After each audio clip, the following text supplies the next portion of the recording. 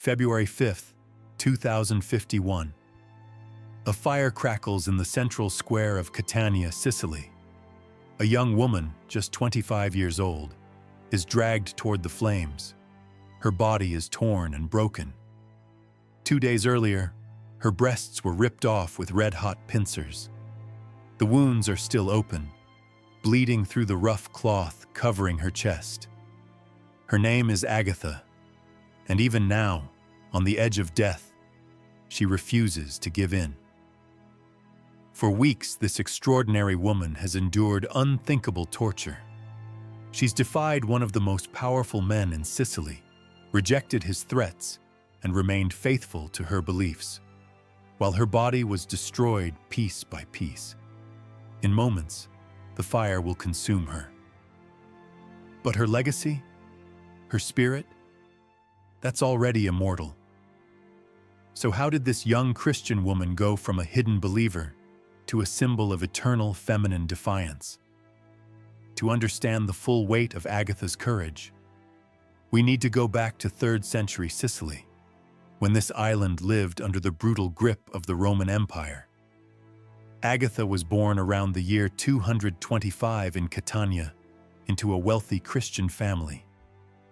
Christianity at that time wasn't just frowned upon, it was dangerous. The faith was spreading quietly, brought by early followers of St. Paul. Christians met in secret, knowing that a single informant could destroy an entire household. Even as a child, Agatha stood out. Her devotion to God was remarkable, even among the faithful. By the time she was 15, she had taken a secret vow of perpetual virginity, choosing to dedicate her entire life and body to Christ. In an era where girls were married off as bargaining chips, Agatha's decision was not only radical, it was dangerous. But she wasn't just devout. Agatha was also breathtakingly beautiful. Chroniclers from the time described her as almost otherworldly. Golden hair that shimmered like sunlight, deep blue eyes like the Mediterranean Sea, and a face so serene and flawless it seemed sculpted by angels.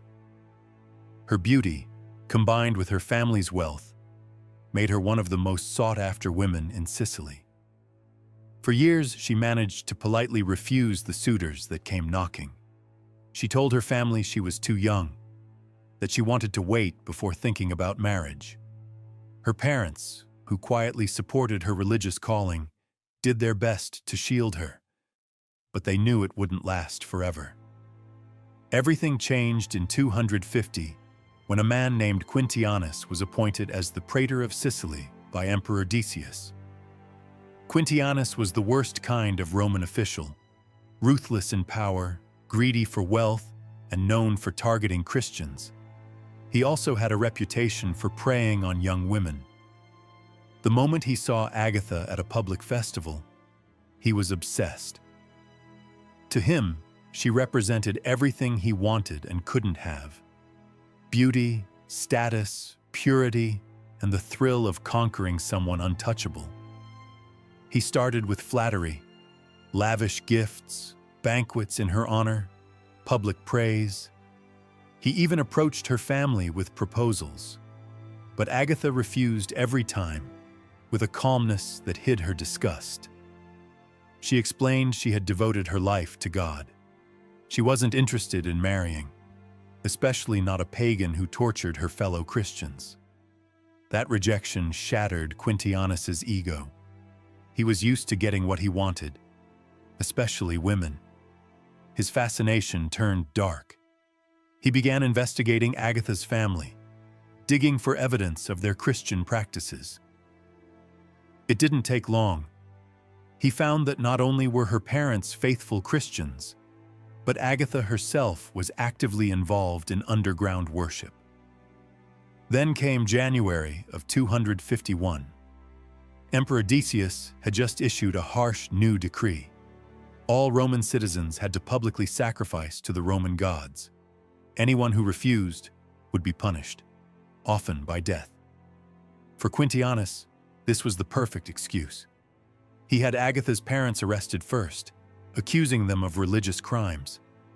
When Agatha rushed to plead for their release, she was seized too. She was taken to the praetor's palace in chains.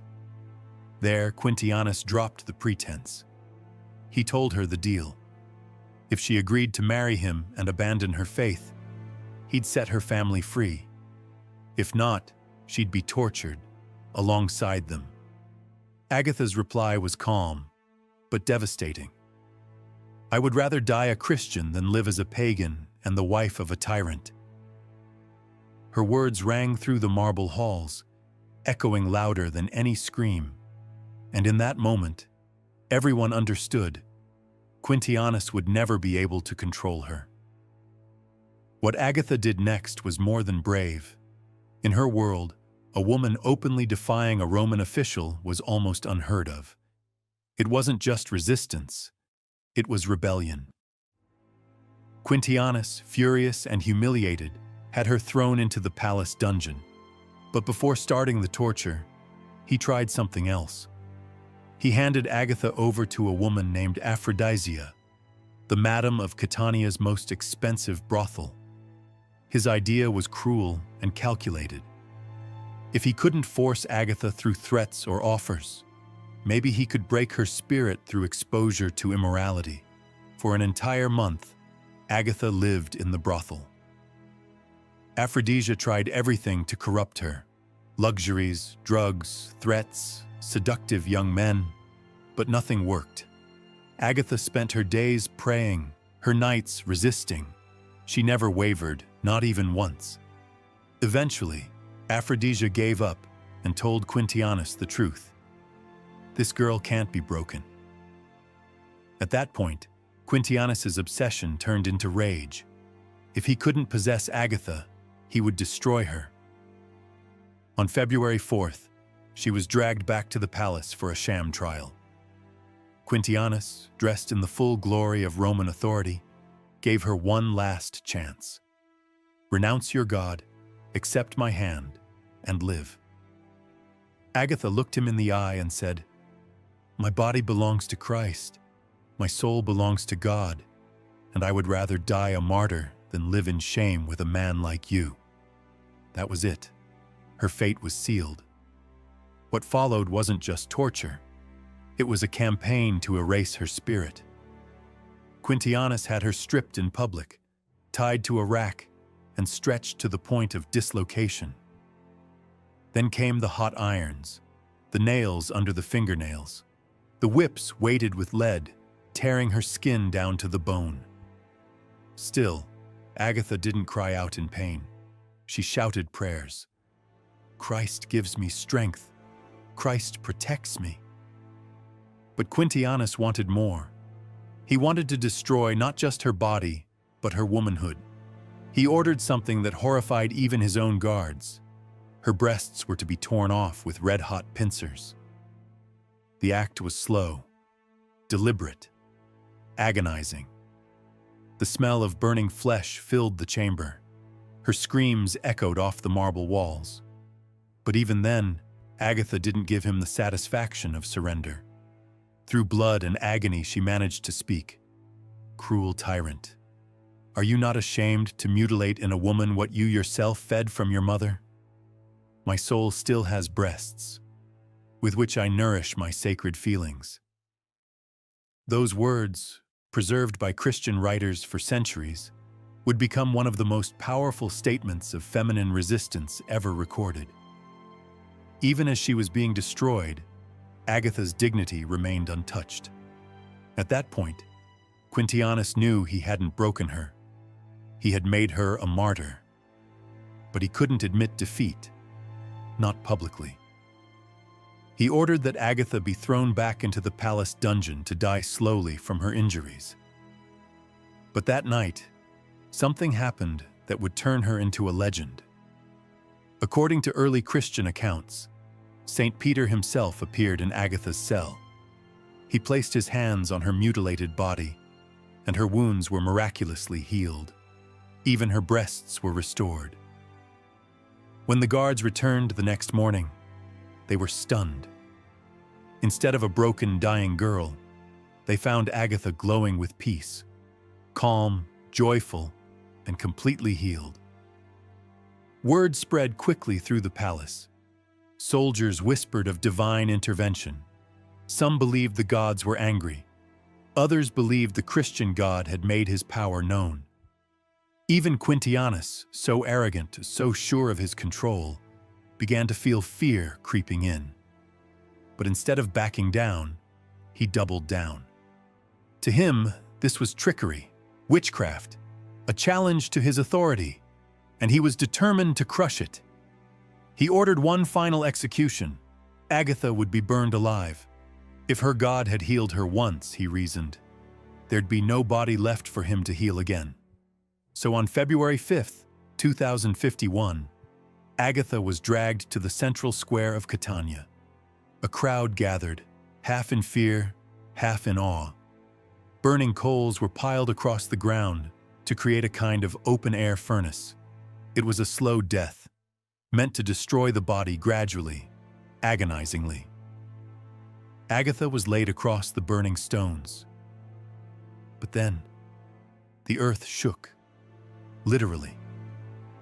At the very moment Agatha touched the flames, a violent earthquake struck Catania.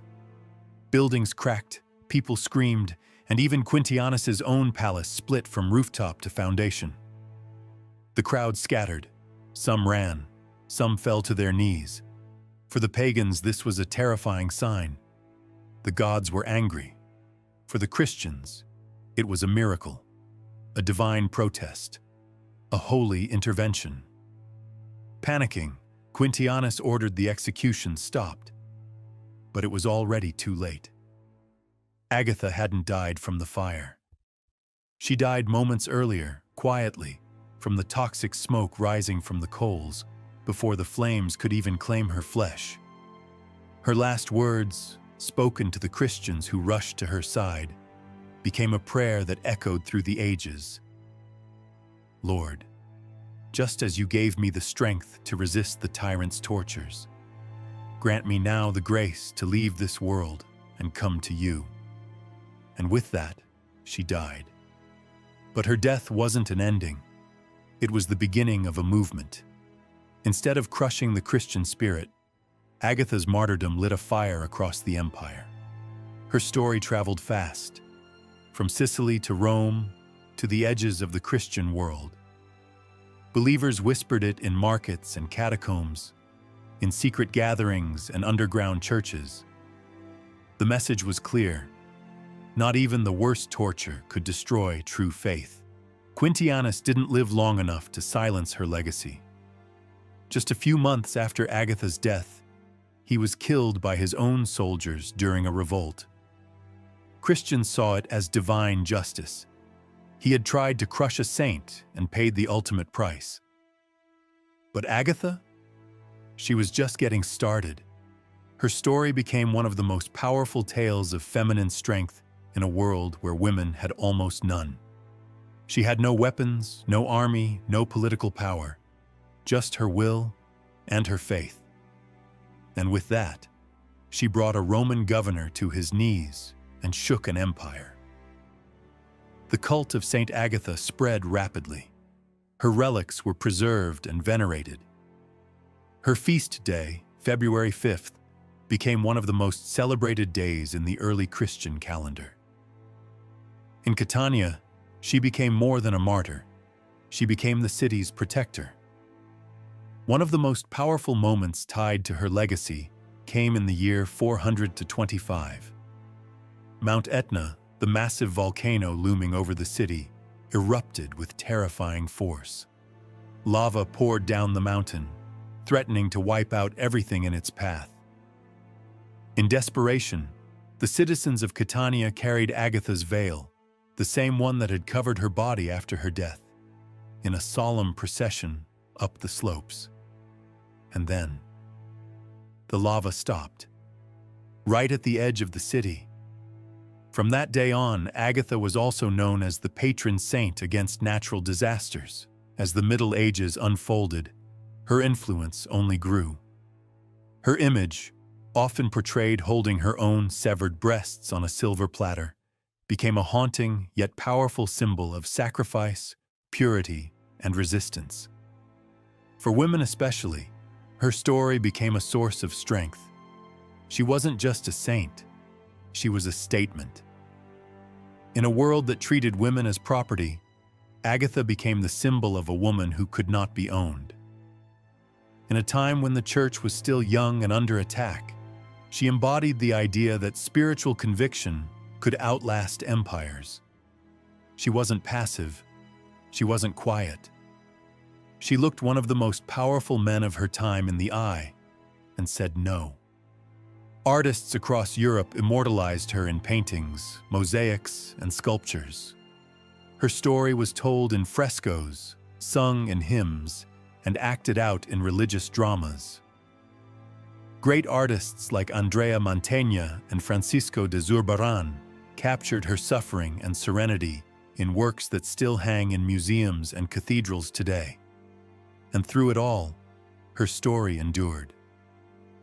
Even today, more than 1,700 years after her death, Saint Agatha remains one of the most venerated figures in Christian history, and her story has moved beyond the walls of churches and into the broader cultural imagination.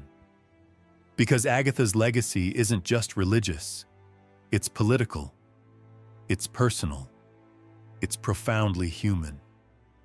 In a time when conversations around power, consent, sexual violence, and women's rights dominate our social landscape, Agatha's story hits with new urgency.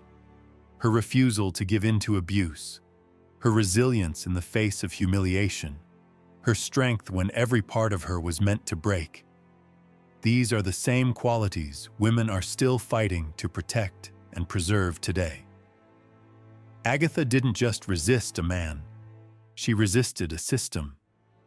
She stood up to everything Rome represented: power enforced through fear, control disguised as protection, violence dressed up as law. She had no army, no allies in high places.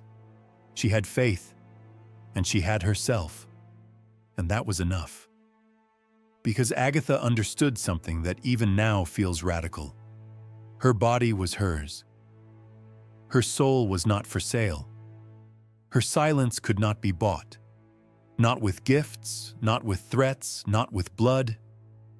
That's why her image, often uncomfortable, always unforgettable, became such a powerful icon through the centuries. In many depictions, she holds her severed breasts on a plate, calm and almost regal, not ashamed, not afraid, but unbroken. That visual, as disturbing as it may be, speaks volumes. It dares to say, "You may destroy the flesh, but not the will, not the truth, not the dignity." Throughout medieval Europe, churches were built in her name. Women invoked her protection during childbirth, during war, during times of persecution. She became a patron not only of Sicily and Catania, but of all women who suffered under unjust power.